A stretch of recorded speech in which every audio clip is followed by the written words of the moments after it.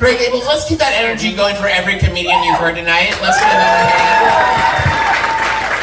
And you all have been a great audience, a great comedy club. We all want these outside comedy clubs in a place where we could also get married after the show. This is great. Well, I'm excited to be here. My name's Drew. I'll just get right into it. Recently, I heard a racial slur I didn't know exists. And I'm a white male from the South. I've thought them all. People feel sir, you understand, people feel very comfortable telling white males in the South racist things. And then this guy bumped into me last week and he's like, psh, whatever, Taco Bell. Right? It's because I think he thinks I was Mexican. Right? You're welcome. That's what I'm here for. Let me know if any of my other jokes. I'll give you the director's cut to all of them. So this guy was like, whatever, Taco Bell. And I was like, bro, I'm Italian. It's Papa John's to you.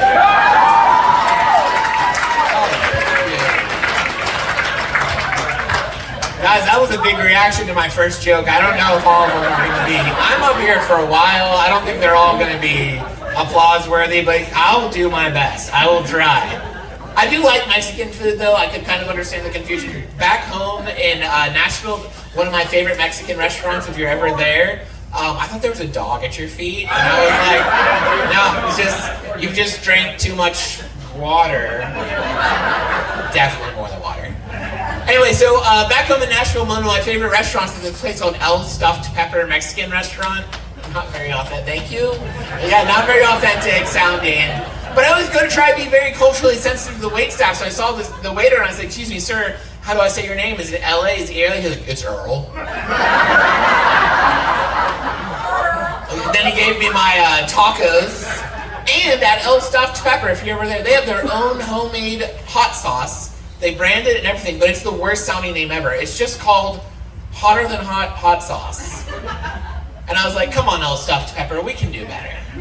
So here's my hot sauce idea brand. Right for you all, for Grey Gables. Here's a hot sauce brand idea. The hotter the celebrity, the hotter the sauce, right? So, Jennifer Aniston, hot sauce.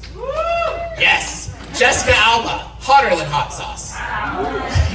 Oh, okay, I thought you were like, I was like, we don't need to rate each of them. Sarah Jessica Parker, mild. Yeah? Well, this is the best reaction. And Miley Cyrus ranch dressing. What do we think?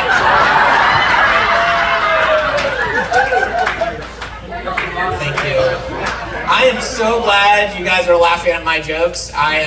I needed this tonight. I actually just got dumped, so it's okay. I'm only broken on the inside. It's fine. No, but she broke up with me the worst possible way possible. She said, it's God's will for us to break up. She literally Holy Ghosted me.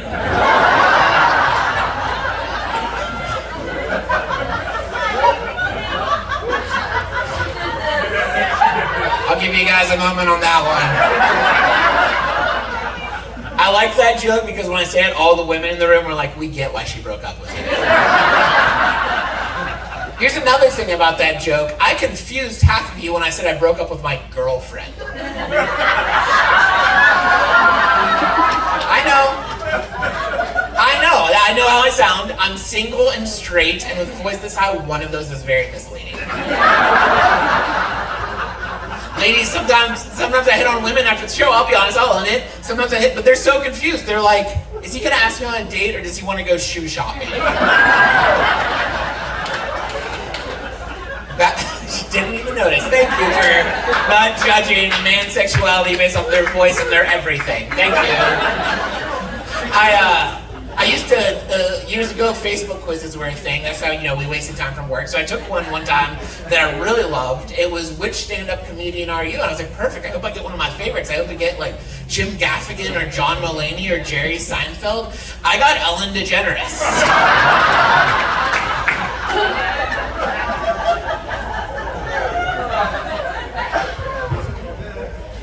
Yeah, a lot of people confuse me for being gay, and sometimes I catch it, but sometimes I have whole conversations with people the whole time they think, like, I've become a new gay best friend for so many girls I've been hitting on. And not too long ago, I had the most uncomfortable situation. So I'll give you guys a little inside baseball and stand-up comedy. So if you're ever hosting at a comedy club, like your dream is for the headliner to see you and think you're so fantastic that they're like, hey, come on the road with me, we'd love to take you. And that almost happened. I performed at this show a few months ago. I killed. The headliner comes up to me and she's like, oh my gosh, do you have a business card? I'd love to take you on the road. Spoiler alert, she thought I was gay, as you all did 5 minutes ago. And she's like dropping hints that I'm not picking up. She's like, what'd she say? She said, yeah, just more people need to hear your perspective, which is a straight white male. I'm like, yes, more people do need to hear my perspective. We are a silent majority. You know, if I post that clip on TikTok, you guys are gonna look awful. Just so you know. And then she said something I had never heard before. Now this is I'll try to be sensitive, older looking crowd. Maybe you've heard this. But I had never heard it before. She asked me, are you part of the family? Okay, yeah, okay, so for those of you that aren't over the age of 97, here's the deal. I didn't know this, but that was like, so this lady, she was an older woman, and back in like the Stone Age, when you couldn't openly talk about sexuality, if you wanted to know if someone else is gay, you would ask them, are you part of the family? And if they said they were, you would know you could talk openly about homosexuality. I didn't know that was a thing that existed. So when she said, are you part of the family? I thought she meant like, are you Italian? And I was like, yeah, I am. Sure am. And then we had like a 20-minute conversation. I was thinking like, this is how I become famous. And then finally, I figured out, and I expected like, oh, I'm not gay. And then this is what she said to me. She said, well, call me when you suck a dick and I'll take you on. So Greg Gables, I got some things to figure out, is all I'm saying. I got a hard choice. Okay, I know. Thank you. You're my favorite so far. I know being gay is not a choice, but maybe it could be, is all I'm saying. So if you guys see me staring harshly at a banana after the show, just know I'm trying to figure things out. That's all I'm saying. No, I like, you guys are fun, and I do know I do have a high voice, and sometimes people confuse my sexuality, but it's really fun being from Tennessee, doing a lot of shows in the South, I perform in front of a lot of rooms that are like all rednecks. And rednecks are hilarious. This one you guys feel a little bit higher than rednecks. I would call you country gentlemen. I would call you belles of the ball, Southern belles, yes. That's this room. This is either like a wedding venue or Gone with the Wind. I don't know. But so rednecks, they don't know what to do when I perform, like, because they want to laugh at my jokes. But if I'm gay, they ain't laughing at those jokes. Because, sir, I don't know if you know this, if you laugh at a gay person's joke, you become gay. That's how it's Yep. So this one time, I was in Jackson, Tennessee, I was doing a show, and this guy comes up to me after the show, and you can tell he's very confused about this. Yes. And so he's like,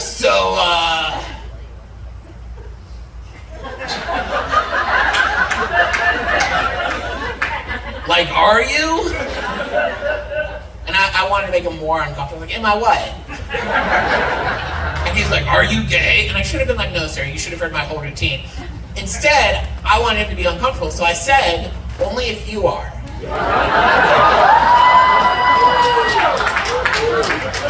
And he gave me his phone number. And we're going out for drinks next week. I like free food, what can I say? Ladies, we get it. It's funny though, I used to be very self-conscious about having a high voice. I mean, in middle school I got made fun of, in high school I got made fun of, last week I got made fun of.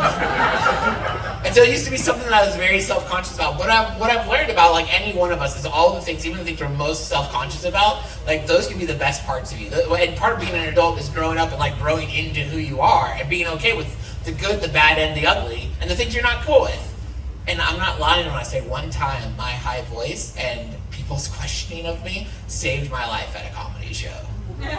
This is what happened. So I was performing at a really sketchy dive bar, like a biker bar. And not as wonderful as Grey Gables, like a 1 or 2 steps down. And it's not like the Olympic bikers, like they just got out of prison and they were like, let's go watch a comedy show at a biker bar. Like those. And so I walk in there super sketch and I asked the bartender, I say, what's the craziest thing that's ever happened here? And she literally said, see that guy over there? Last week he stabbed that guy over there. So glad they loved comedy. Right?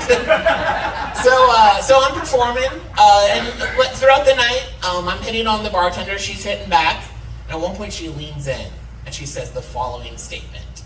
She says, I just want you to know, my boyfriend's here and I don't even care. Oh. But see, I did. It's like, how do I get out of this situation alive? So I leaned back towards her, I said, and I just want you to know, my boyfriend's here and I don't care either. And then I can come perform for you guys tonight. So this is my first year. This is kind of some big news for me. This is my first year as a full-time comedian. About 10 months ago, I dropped my full-time job.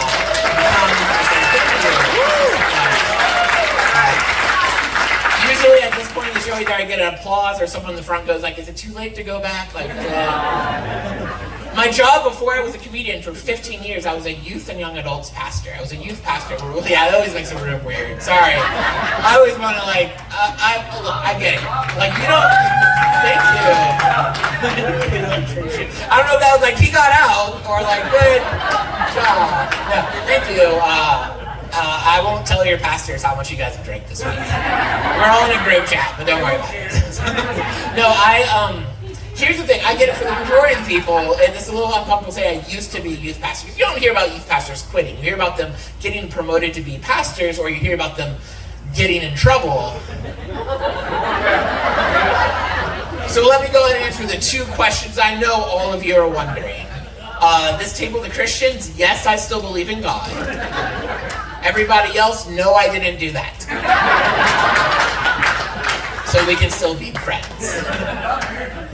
The thing is, I started out when I was 19 years old when I got my first youth pastor job. I was a 19-year-old youth, right? Yes. Too young. Kids would come up to me like, hey, here's a God question for you. I'm like, that's a great question. Let me go call my youth pastor. I don't know. But then, I kept doing it for years, and I got older, as most people do. Before you knew it, I was a 35-year-old single youth pastor. That's a weird job to be single in. Can we all agree? That is a weird, I used to be envious of my married pastor friends, because if a married person tells you they're a youth pastor, like, oh, good for you, you must love kids. But if a single person tells you they're a youth pastor, you're like, why? Do you love kids? Like, what? Yeah. You would have rather I told you I was a single serial killer. You're like, well, at least he's not a youth pastor. Now, I don't know how many of you are Christians in this room, and I'm cool with you either way. I'm guessing like a 60-40 ratio here is really what I feel like. But if you are a Christian, let me give you some advice. Stop doing this to your youth pastor. This used to happen to me every week. A person would come up to me in church and be like, so, when are you becoming a real Christian? I just butchered my punchline on that one. Let me try the joke again, and you will not find it funny because I ruined it already. But I'm committed, 11 years of comedy, still can't speak a whole sentence. It's great. So, let's try this. So, I don't know how many of you are Christians. I'm guessing about 20-80 in this room. But if you are a Christian, here's something you could just stop saying to your youth pastor. This used to happen to me all the time. They would come up to me in church on Sundays and be like, so, when are you becoming a real pastor? And I'm like, I don't know, when are you becoming a real Christian?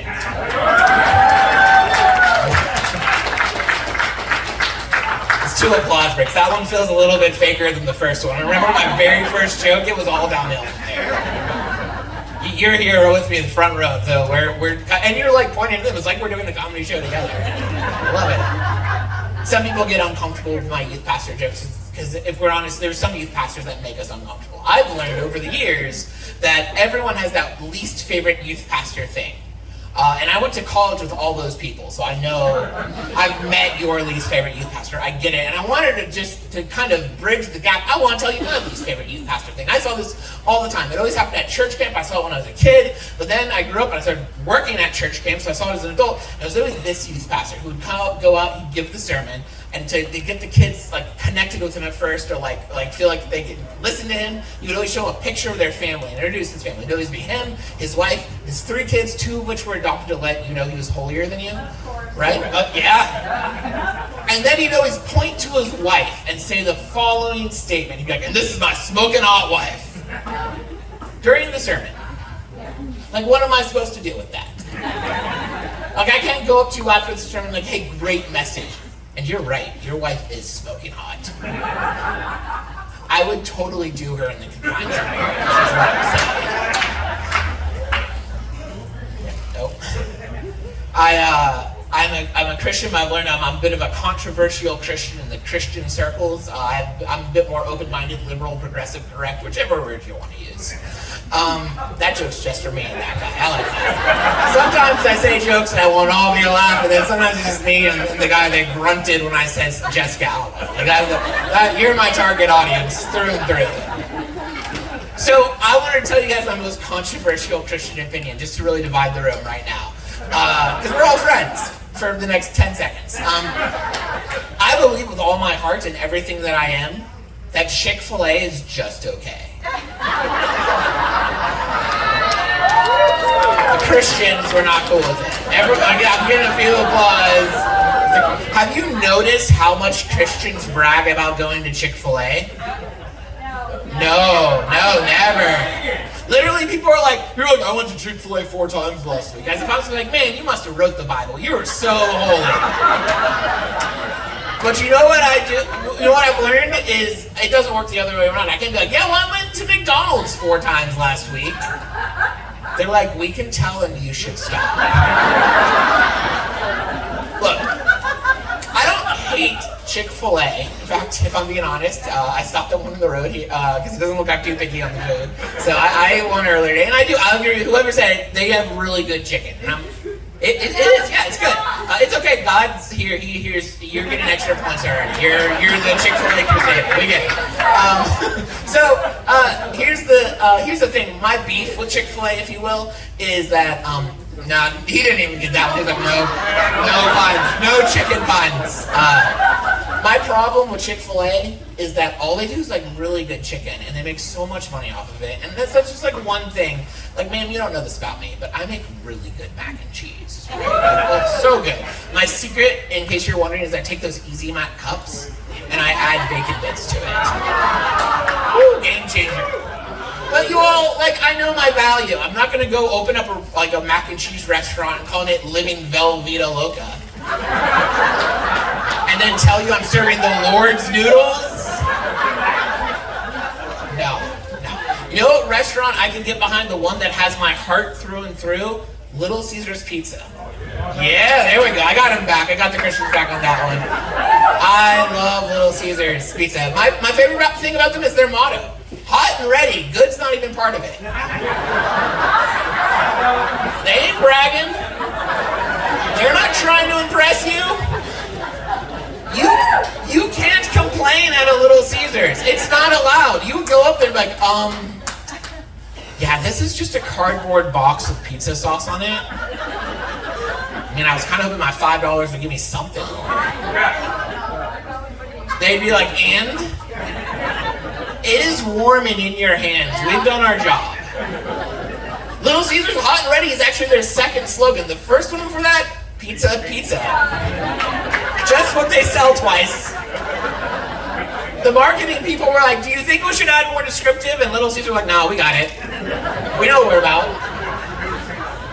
I kind of like to think I'm the Little Caesars of comedy. I'll take that title. Instead of hot and ready, you can call me hot and sweaty. It fits. So some of you are like, he wasn't even that funny. Yeah, well, how much did you pay? I showed up.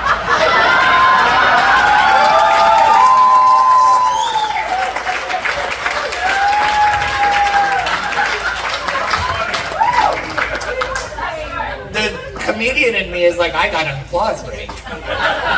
The self-esteem in me was like, not at the right part.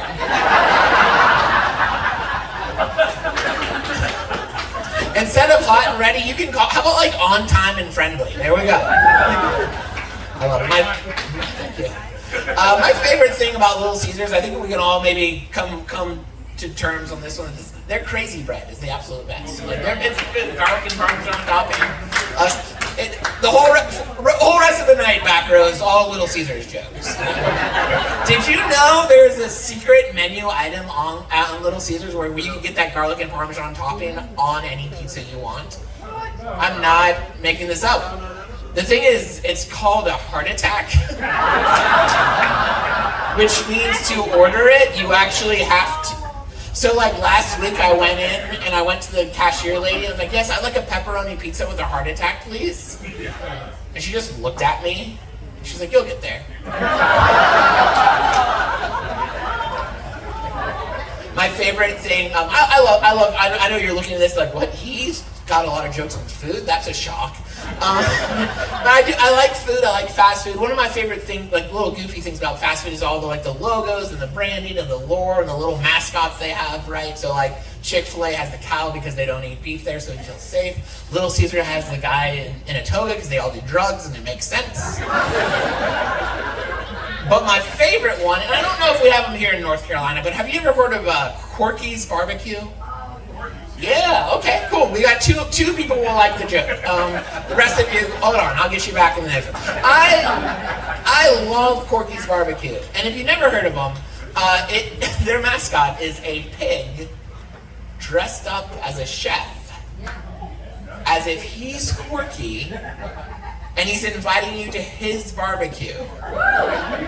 And that is a hysterical mental image to me. That is hilarious. Like I picture the night before, all of Corky's friends getting super excited, like calling him up, like, hey Corky, we're so excited about your barbecue. What do you need? Paper plates, drinks? Like, we'll bring it. You got enough ice? We can cover that too. And Corky's just like, just bring yourself. I titled that joke, Corky is the Jeffrey Dahmer of the pig community. That's cheesy, sorry. That was worse than the other pun I did that you guys loved so much. It stunned you. You couldn't even laugh. You loved it so much. I'm a fat guy. I'll take it. Oh, and I'm pretty fat. I'm Italian, so I'm pretty hairy too. I'm getting to the size, like, I've heard before that I'm like 60% body hair, 40% body fat, which apparently makes me 100% undateable. I missaid that joke one time, and I said, I'm 60% undateable, and this mean woman in the front goes, a little higher. It's true.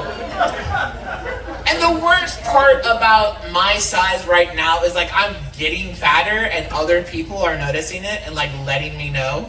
So like I was bowling not too long ago and this middle school girl 2 lanes over yells at me. She says, hey, you have the body type of a professional bowler. So I went home and I changed my dating profile to body type athletic. Thank you. I'm going to your all's church this Sunday. I like it. But like the thing about getting bigger is I don't want to brag too much. I feel like I'm just up here bragging to you all. But like I've joined a new club recently. I've joined the 2XL club for shirts. Yes, thank you very much. Yeah, appreciate it. Got a few people here. There we go. Here's the thing. I was shopping for new shirts, 2XLs recently, which, by the way, you don't look like a 2XL. They're in the very back of the store where people can forget you exist. And yeah, there's usually just a couple of them. But what I noticed is 2XL is a brand that no other shirt has. It's called a slim fit 2XL. I took that shirt out and I was like, who's lying to who here, shirt? The problem with being, fat is I remember when I was less fat, right? So like years ago, one of the things I used to love to do is go to amusement parks and like ride roller coasters, and right before I take off, I get a little nervous, and I had a little system I did to ease my anxiety. They would strap me in, and I'd look around, and I'd find the fattest person on the roller coaster. So you're laughing because you do this too. And then I'd find that person, and I'd think, if he could do it, I can do it, right? And then I'd be okay, and I'd go. Well, last summer, I went to Six Flags. And for starters, it didn't take one person to strap me in, it took two people, which was humbling. I started finding myself get a little nervous, so I did my thing. I started looking around, but nobody was making me feel more comfortable. But I did see a bunch of eyes looking back at me, as if they were saying, if he can do it, we can do it. And so, yeah, I did.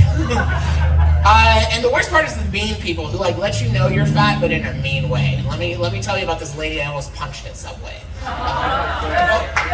She would, yeah, take that, Subway. They wish they were Little Caesars. Anyway, so this lady, she was actually the sandwich making attendant, but that's not an excuse for her behavior. And so I asked for my sandwich, and I asked her to put mayo on it. Okay, judgment is not a Christian.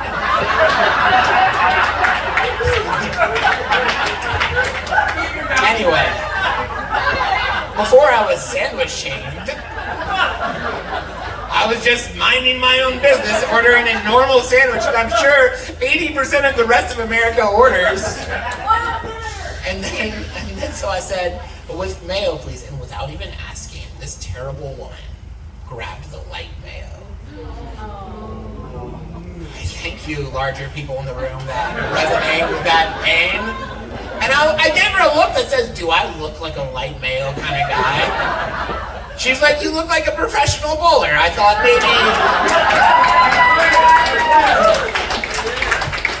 That joke, it's so... I'm glad you guys liked it because it takes a lot to get there. It takes a lot. It was a long one. Sorry, drunk people. You an hour ago, that would have been your joke. I'm absolutely fascinated by dolphins. Have you thought about dolphins recently? Yes? Okay. Got a couple people. Dolphin fans. Here's my favorite dolphin fact. It's weird, but it's fun. Apart from humans, dolphins are the only other mammals that have sex for fun. Right?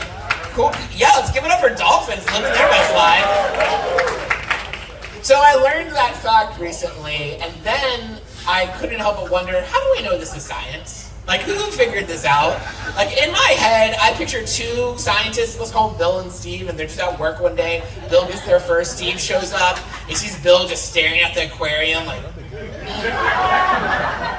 and he's like, Steve, what are you doing? And he's like, I just learned dolphins have sex for fun. And then Bill's like, bro, it looks like you're having fun, pull your pants up. Kids are coming soon, it's an aquarium. So I Googled it, I actually on my phone typed in, how do we know dolphins have sex for fun? And then I prayed I did not get in a car accident. Because that would be a weird thing for the police officer. You know what, let's just leave them in there and let them die. This guy seems like a weird... Well, this is how we know. This is a fun fact for you all in Summerfield, North Carolina. Apparently we know dolphins do it recreationally because they will have sex with anything under the sea, whether it wants to or not.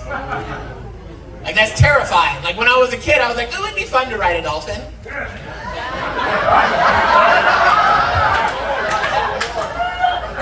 And now I think one wants to ride me. And it would not be fun. Especially when he pulls out the book. Especially.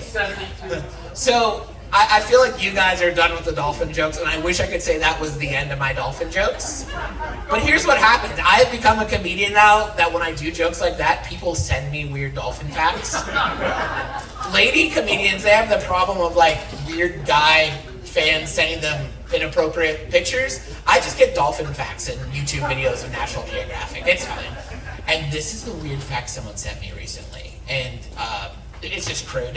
I'm going to look at a guy a while and say, sir, dolphin penises are different than our kind of penises. They have little arms that hold things down while they do their business.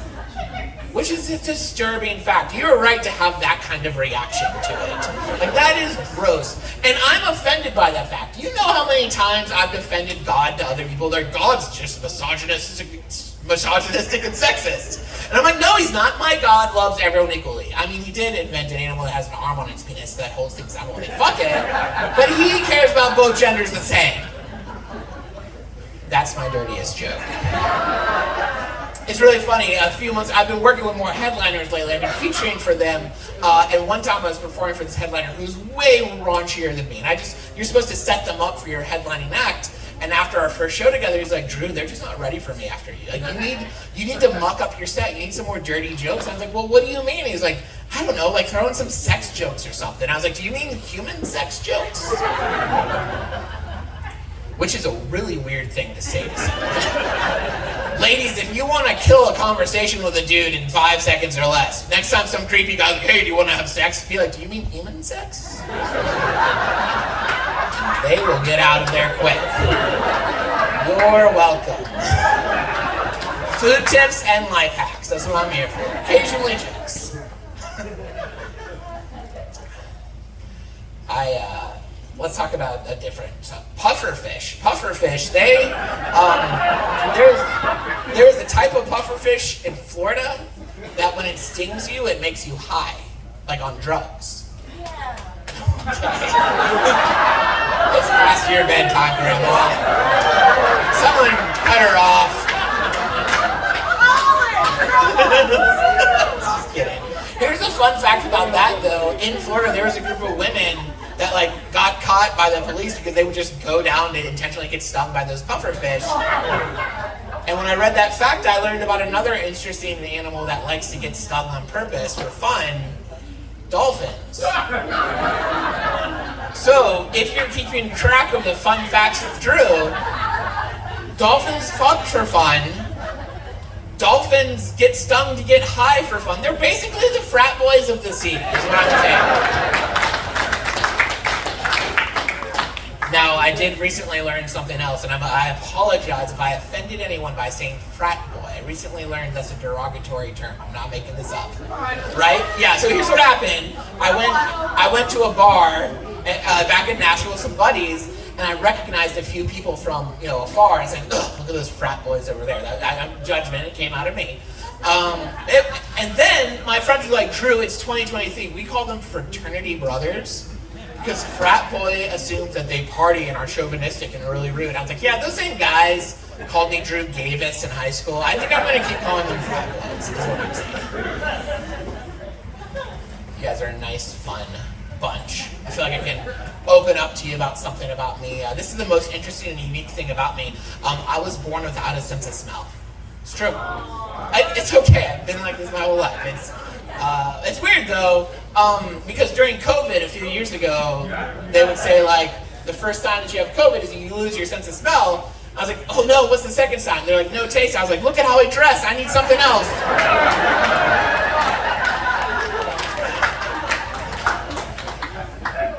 No, seriously, do you know what stinks about not smelling?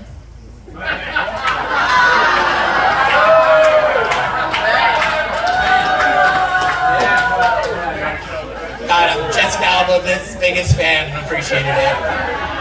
I like that joke only because it was the first joke I ever wrote 11 years ago, and I keep it in my act just to show you how much better I'm. Thank you. It's all downhill from here then, I guess. I do like to use my platform to raise awareness about if you ever meet someone who doesn't have a sense of smell, because I've had to deal with a lot in my life. I know you look at him as a straight white male who's kind of handicapped. You're like, man, what does he have to deal with? But here's a couple things that you can do to make it better for people without a sense of smell. First of all, this is the dumbest question people ask me. They're like, what's it smell like not to smell? I'm like, disappointment, thank you.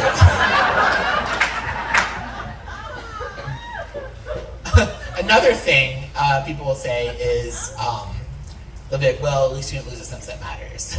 Which is really rude. They're like, at least you weren't born blind. I wish. I wish I was born blind, and I'll tell you why.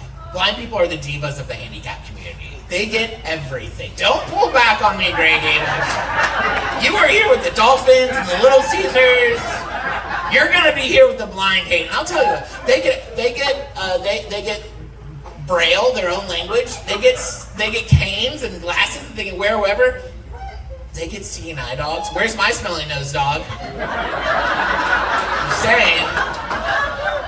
Most importantly is you can call them blind. Like the little one-syllable word that makes you feel sorry for them. For $100 of someone else's money, who can tell me what the technical condition for someone who doesn't have a sense of smell? Are you? It's anosmia. That's our word. But when I tell you I have anosmia, you're not sorry I can't smell. You're sorry that but during the last act I had to go look it up and tell you. So I was trying to make people feel sorry for me, so I came up with a new word. Instead of saying I have anosmia, I just tell people I'm anosmic, which sounds like an eating disorder. People were like, is that the one where you eat too much but you never throw up because you look like you have that one?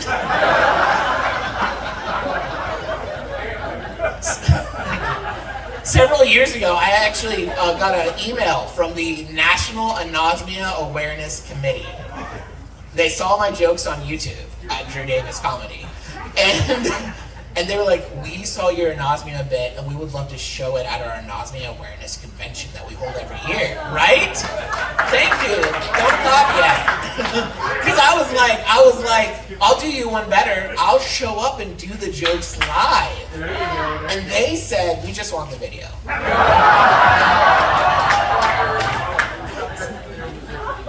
Thank you. Have you guys had fun? Awesome. I am so glad to hear it.